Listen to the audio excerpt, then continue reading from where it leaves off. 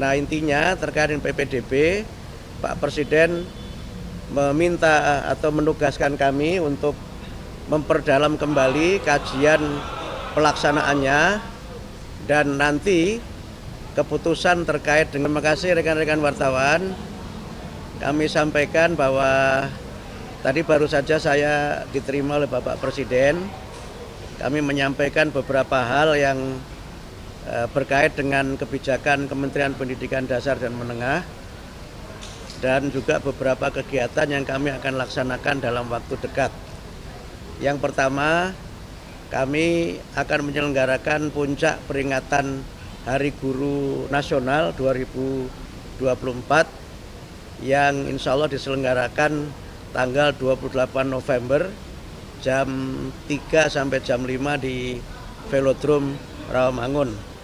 Dan kami tadi menyampaikan kesediaan Bapak Presiden untuk dapat membuka dan memberikan pengarahan dalam acara Puncak Hari Guru Nasional 2024 dengan tema Guru Hebat Indonesia Kuat. Yang dalam acara tersebut nanti akan disampaikan peningkatan kesejahteraan guru non-ASN sebesar 2 juta rupiah dan peningkatan untuk gaji guru ASN sebesar gaji pokok yang mereka miliki. Nanti akan disampaikan pada saat puncak peringatan Hari Guru. Kemudian yang kedua, kami menyampaikan terkait dengan beberapa yang menjadi kebijakan kami untuk pembelajaran coding sebagai ekstrakurikuler, sebagai kurikulum atau mata pelajaran pilihan di sekolah. Yang dimulai dari sekolah dasar, mungkin nanti kita akan kaji apakah mulai dari kelas 4 atau seterusnya. Dan itu bisa kita selenggarakan sebagai bagian dari materi pelajaran pilihan di sekolah. Dan Pak Presiden sangat mendukung untuk pembelajaran coding di sekolah. Kemudian yang ketiga, ini yang mungkin sangat ditunggu oleh teman-teman wartawan terkait dengan PPDB zonasi. Tadi kami bahas secara khusus dengan Bapak Presiden. Kami menyampaikan hasil-hasil kajian yang sudah kami lakukan dengan para kepala dinas pendidikan di seluruh Indonesia beberapa waktu yang lalu, dan juga kajian para pakar dan juga audiensi kami dengan beberapa stakeholder penyelenggara pendidikan. Nah, intinya terkait dengan PPDB, Pak Presiden meminta atau menugaskan kami untuk memperdalam kembali kajian pelaksanaannya dan nanti keputusan terkait dengan pelaksanaan PPDB akan dibahas secara khusus dalam sidang kabinet. Jadi sekarang kami masih memperdalam kembali kajian tentang PPDB zonasi dan nanti hasilnya akan kami sampaikan kepada Bapak Presiden dan keputusannya akan ditetapkan dalam sidang kabinet. Saya kira demikian dapat kami sampaikan. Terima kasih. Ya.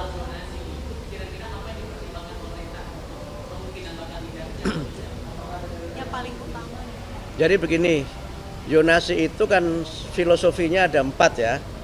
Yang pertama, zonasi itu kan filosofinya pendidikan bermutu untuk semua. Yang kedua adalah inklusi sosial. Yang ketiga, integrasi sosial. Yang keempat, kohesivitas sosial.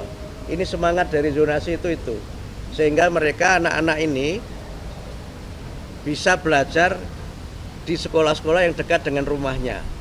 Yang kedua, anak-anak dari berbagai kelas sosial itu juga bisa belajar di sekolah yang sama. Sehingga tidak ada segregasi antara, mohon maaf, misalnya anak-anak dari kelas yang mampu dengan tidak mampu. Atau saya sering gunakan bahasa, tidak ada segregasi antara yang elit dengan yang alit. Karena itu ada inklusi sosial di situ. Karena zonasi itu kan pakai empat kriteria. Yang pertama domisili, tempat tinggal. Yang kedua prestasi, yang ketiga afirmasi, yang keempat mutasi. Jadi dasarnya kan itu. Domisili tentu mereka yang tinggal terdekat dengan lingkungan sekolah itu. Prestasi adalah anak yang tidak tinggal di lokasi terdekat, tapi dia punya prestasi untuk diterima di situ. Yang ketiga, afirmasi itu untuk dua kelompok. Pertama, kelompok dari keluarga kurang mampu, yang kedua dari kelompok difabilitas. Nah, mutasi itu adalah anak yang mutasi karena mengikuti tugas orang tuanya. Sehingga dengan 4 kriteria itu, nanti kami akan sempurnakan lagi prosentasenya akan seperti apa. Yang sekarang jadi persoalan kan memang prosentase yang diterima dari domisili itu berapa persen, yang prestasi berapa persen, ini yang seringkali jadi persoalan. Kalau yang afirmasi itu sudah kami patok 20%. Karena bagian dari pemihakan negara terhadap kelompok-kelompok yang memang kita anggap sebagai kelompok lemah. Ya, kelompok yang memang secara ekonomi memang lemah dan memang secara fisik dia kelompok-kelompok difabel. Nah, yang mutasi tentu tidak banyak karena ini kan memang sifatnya ya misalnya wartawan pindah tugas, anaknya harus ikut situ, atau misalnya dosen pindah tugas atau anggota dewan dan sebagainya. Ini tidak banyak jumlahnya. Sehingga karena itu maka kami mencoba untuk melihat ini. Nah, yang kedua yang juga perlu kami lihat berdasarkan pengalaman beberapa daerah, itu nanti juga ada alokasi untuk sekolah swasta. Karena selama ini di antara kritik terhadap zonasi itu banyak sekolah swasta yang tutup, tidak kebagian murid. Sementara negeri itu muridnya berlebih, yang karena muridnya berlebih itu kadang standar mutunya tidak dapat terpenuhi. Karena rasio guru dan murid menjadi tidak seimbang, sarana dan prasarana juga menjadi tidak dapat tersedia dengan sebaik-baiknya. Nah, berbagai kelemahan ini sedang terus kita pelajari dan kami perdalam sehingga mudah-mudahan pada tahun pelajaran 2025-2026 itu kami sudah bisa menerapkan zonasi dengan sistem baru yang kajiannya terus kami lakukan dan keputusannya nanti dalam sidang kabinet. Berarti yang diubah presentasinya itu ya berapa ya? Persentase dari tiap Tidak hanya persentase, tapi juga nanti bagaimana sekolah-sekolah swasta juga. Sekolah-sekolah swasta itu kalau pengaruh beberapa daerah itu kan ada yang kemudian disubsidi. Nah, tapi ini sangat bergantung dari kemampuan pemerintah daerah. Ada juga yang misalnya negeri dibatasi tapi swastanya dilihat akreditasinya. Nah, ini nanti berbagai skenario dan praktek baik yang ada di provinsi-provinsi itu yang coba nanti kita perdalam lagi dan nanti kemudian akan kita ambil kebijakan zonasi sehingga ya dapat mencapai 4 idealisme tadi itu. Pendidikan bermutu untuk semua, kemudian integrasi, inklusi dan kohesi sosial. Jadi akhir-akhir ini zonasi akan dilanjutkan tapi dengan beberapa perbaikan gitu. Menunggu sidang. Kami belum bisa mengambil keputusan karena keputusan nanti tidak ada pada kami tapi pada sidang kabinet dipimpin Pak Presiden. Mas Wapres kan mengusulkan agar zonasi ini dihapuskan. Apakah sudah dikomunikasikan juga dengan Mas Wapres mengenai hal ini? Kami belum bertemu dengan Mas Wapres soal ini. Kami baru menyampaikan pada Pak Presiden karena kami sudah memang sudah menyampaikan untuk bertemu sudah cukup lama dan minta beliau untuk hadir di acara puncak Hari Guru itu. Gitu ya.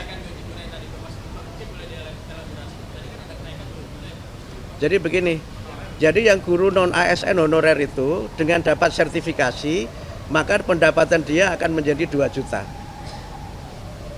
Itu di luar gaji dia di sekolah asalnya ya. Jadi dia kan sudah punya gaji di sekolah asalnya itu. Yang gaji itu bervariasi menurut kemampuan sekolah.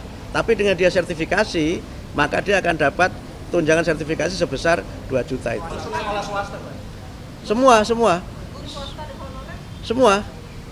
Jadi malah kalau guru yang ASN itu malah hanya gaji pokok saja sesuai dengan gaji pokok dia. Yes, gaji pokoknya sesuai dengan gaji pokok dia 1 kali gaji pokok.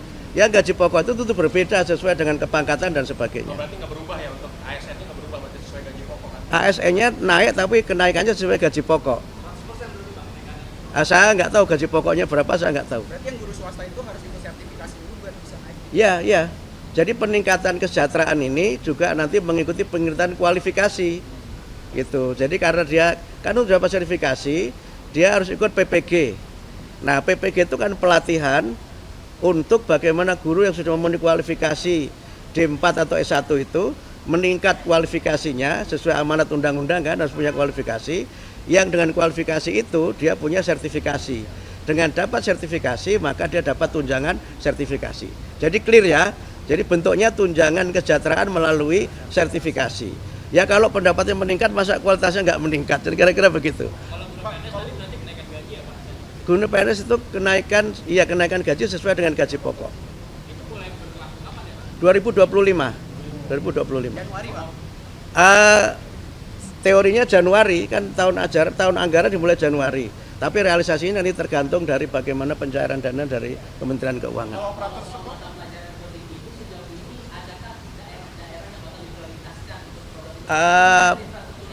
Belum pakai prioritas, tapi kami sudah melakukan kunjungan ke beberapa sekolah yang ternyata sudah banyak yang menyelenggarakan coding. Saya ke Medan, di Jakarta, beberapa tempat, bahkan tadi juga baru saja ada acara, malah ada gerakan perempuan untuk pengembangan coding di sekolah itu. Nah ternyata coding itu variasinya ada 3.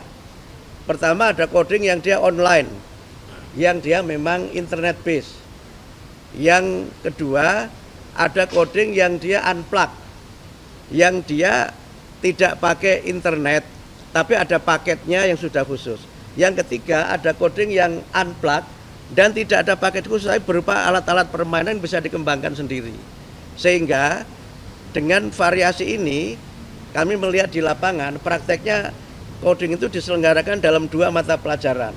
Yang dia online itu di mata pelajaran teknik informatika. Tapi yang tidak itu bisa di mata pelajaran keterampilan. Sehingga dia bisa saja coding ini tidak menambah mata pelajaran, hanya merubah isi mata pelajaran yang sudah ada. Nah, dengan cara begitu maka kami mungkin tidak perlu menambah guru, tapi hanya melatih guru yang mengajar coding. Gitu.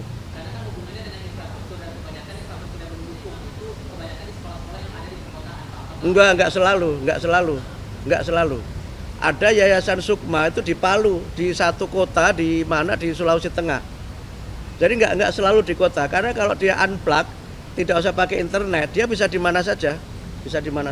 Yang penting ada materinya dan ada tutornya. Yang penting itu. Pak, ini mengenai kenaikan kesejahteraan Pak untuk operator sekolah dan tenaga pendidikan termasuk dalam pembahasan Pak? Itu belum yang termasuk yang nanti, tapi kami usulkan itu untuk mudah-mudahan bisa diakomodir dari usulan kami untuk peningkatan tambahan anggaran di kementerian. Tapi yang sekarang disetujui DPR, yang sudah diketok beberapa waktu yang lalu, itu belum termasuk itu. Tapi termasuk kami usulkan untuk tambahan anggaran yang mudah-mudahan nanti bisa disetujui oleh DPR. Ini guru-guru termasuk yang di madrasah juga Pak? Yang Kemenak Belum. Yang di Kemenak belum. Kami sudah ketemu dengan Menteri Agama, tetapi untuk yang Kemenak itu belum karena belum masuk kuota di tahun 2025 ini. Jadi yang 600.606 guru itu semuanya guru yang mengajar di sekolah. Yang untuk Kemenak nanti kami hitung lagi dan kami matangkan lagi karena ini menyangkut skema anggaran lintas kementerian. Gitu ya. Terima kasih ya. Terima kasih.